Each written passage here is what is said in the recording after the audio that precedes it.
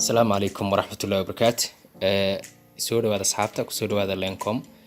Muuqaalkan waxaan rabaa inaan idinku tuso habkaad ugu kaydsan kartid muuqaaladaada iyo sawiradaada waxa loo yaqaan Google Photos-ka. Google Photos-ku waa application-kaas halka idinka muuqda hadeerto.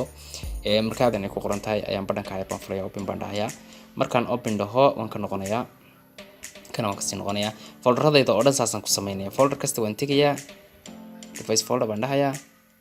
Hadhuto folder kasta oo kan oo kale markaan ku dhufto waan furayaa dhammaan saasan wada furayaa dhammaantood markaa saa wada furtid haddana waxaad tagaysaa halka calaamadda ayarta dabeetana xaggan hoose ayaad tagaysaa syntax ayaad tagaysaa syntax markaad tagtid halka ugu sareysa ay ku qoran tahay backup and save baad ku dhufanaysaa markaad ku dhufatid halka xaggan hoose ayaad tagaysaa halkan labadan meelood waa labada meelood ugu muhiimsan halkan ay ku qoran tahay photos and video haday saa u xiran yihiin waana saa u furtaa waa labadaba furtaa kolkaad labadaba furtid mobilkaaga Google Photos-kaaga waxa uu yeelanayaa dhammaan datadaada oo dhan inuu ku kaydiyo hadda mobilka cusub marka Gmail-kaaga gashatidna in aad dhammaan datadii kale ay ku soo noqonayso sidoo kale waxaad iska ilaalinaysaa in Gmail-kaaga lagu isticmaalo oo aad qof kale u gelisid waayo waxa datadaadii oo dhan baa Gmail-kan ku raran qofka kale caadi bay ugu tagaysaa muuqaalkeena caawinta ayuu ka aad iyo aad baad mahadsantihiin. Assalaamu calaykum waraxmatullaahi wabarakaatuh.